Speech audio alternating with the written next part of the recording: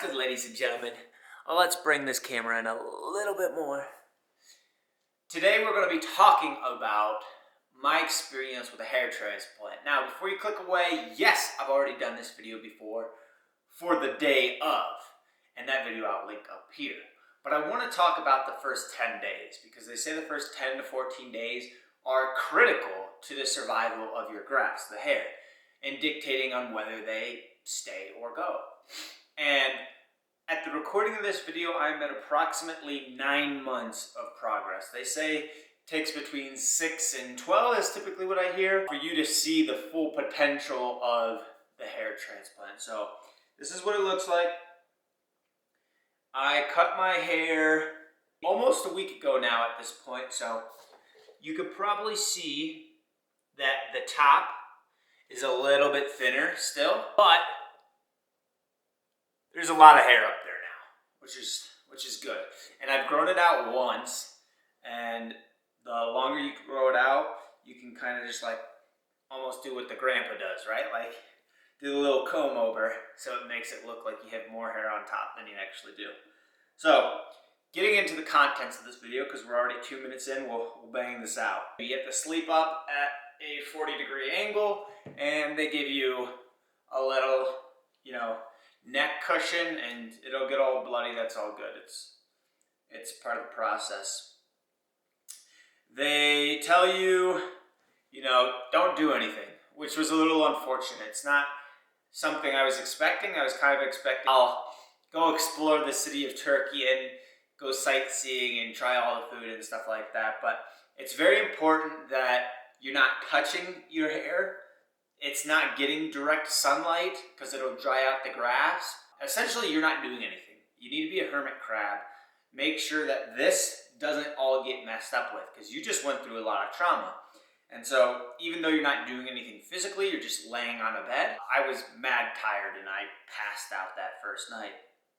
Unfortunately, my transportation in this specific clinic was in a brand new Honda Civic, which is sick, but very low ceilings, and so I actually hit my head twice after the hair transplant. The day after my specific clinic, they actually washed the hair, which was very surprising because my surgery was done in the afternoon of the day before, and so it hadn't even been 24 hours yet. It had been the next day, but it hadn't been 24 hours.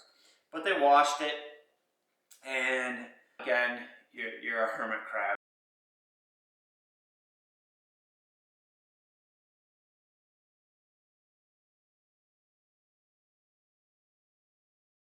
Day 2, second day after, I look like Megamind. I'll put it in a photo here. But surprisingly, still no pain.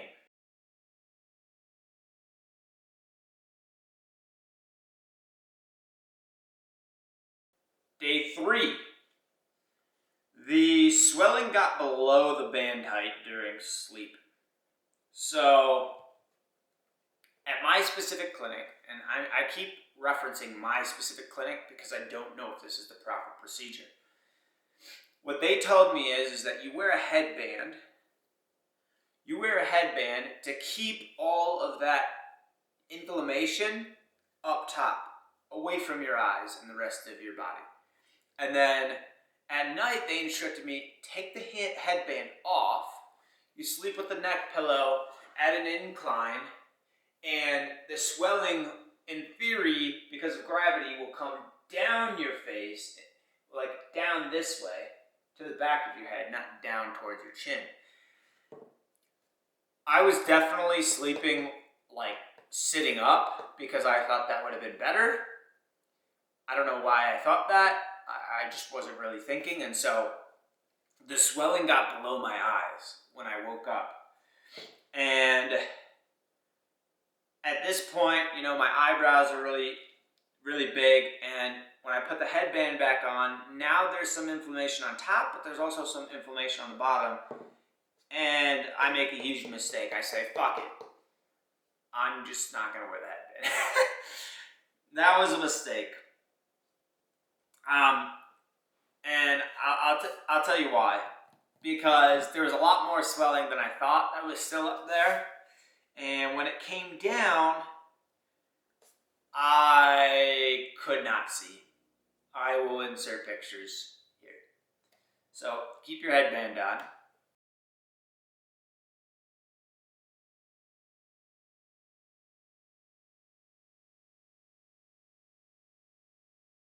It was surprisingly difficult to stay out of the sun because at the airport, there's windows everywhere. And so I would literally be like, you know, walking through the airport, walking in these weird like maze zigzag lines trying to avoid the sun, or sometimes because I flew into a different country before I flew into the US, so if you're international, they keep you separated from the rest of the airport. And so there's kind of these thinner hallways. What do you know? Big ass windows on the side. And I can't do anything about it. I don't have an umbrella on me. So I got to sprint. I got to sprint past these windows while looking like Megamind. So that was kind of comical. But when I'm doing that, now I'm sweating. And I'm exerting myself, which is specific what they tell you not to do. Don't sweat, and don't exercise. And one of my flights, I distinctly remember, I got off the plane, and I guess it was delayed or something, and so I had to sprint across the airport to the other one, and I'm sweating profusely, and the second I get on the plane and sit down, they back the plane off and they take off on the runway. And I'm like, there is no way that they got my luggage on board. Like, I hardly made it. There is no way they got my luggage on that quick. I had sporadic pain during the flight because the anesthetic is starting to flush out. This is day 4.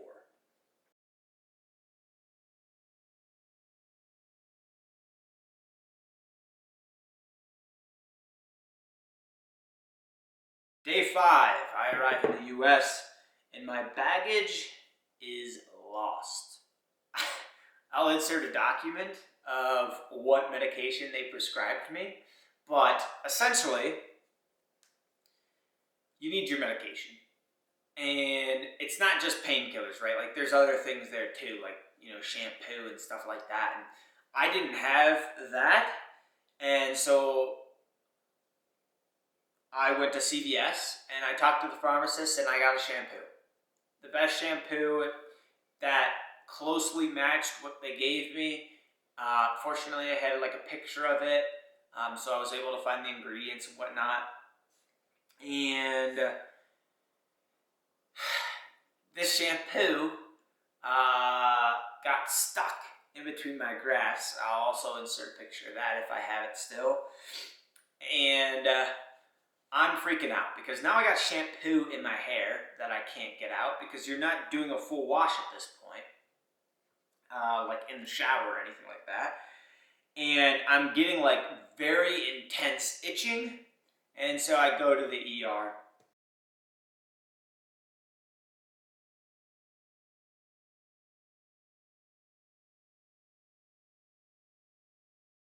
Day 6, scabs on the back of my head, starting to fall off. I start using Johnson shampoo, and the old hair on the hairline is starting to noticeably appear at this point.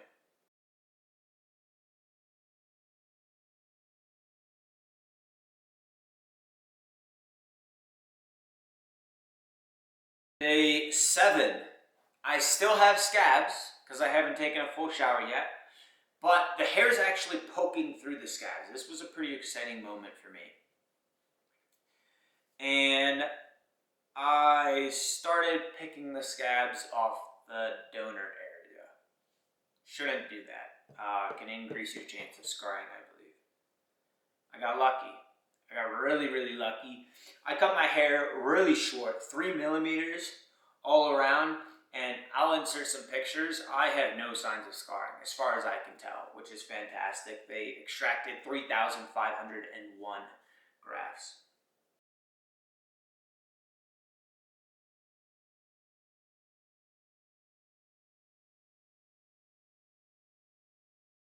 Day 8, I finally got my meds back, and my head feels better.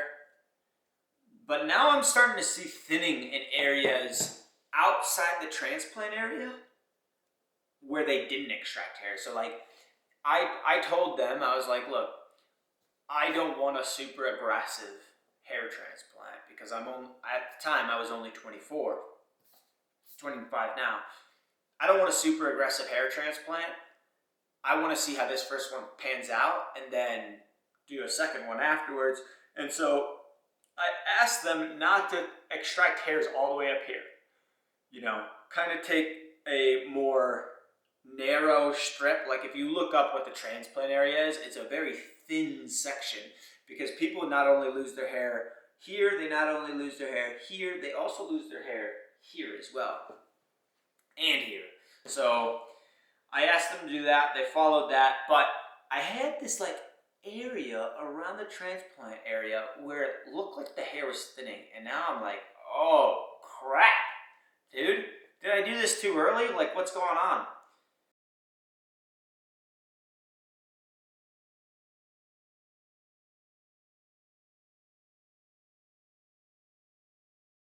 Day 9. Nothing eventful that day.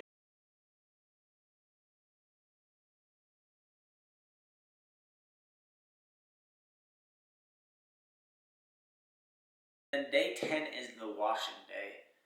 So that was pretty exciting. So those were my first 10 days. I didn't do everything perfect. By no means. You found that out over these last 12 minutes. But I did it to the best of my ability. And my results, I'm pretty happy with. Like, you could tell that they're still thinning up top relative to the sides.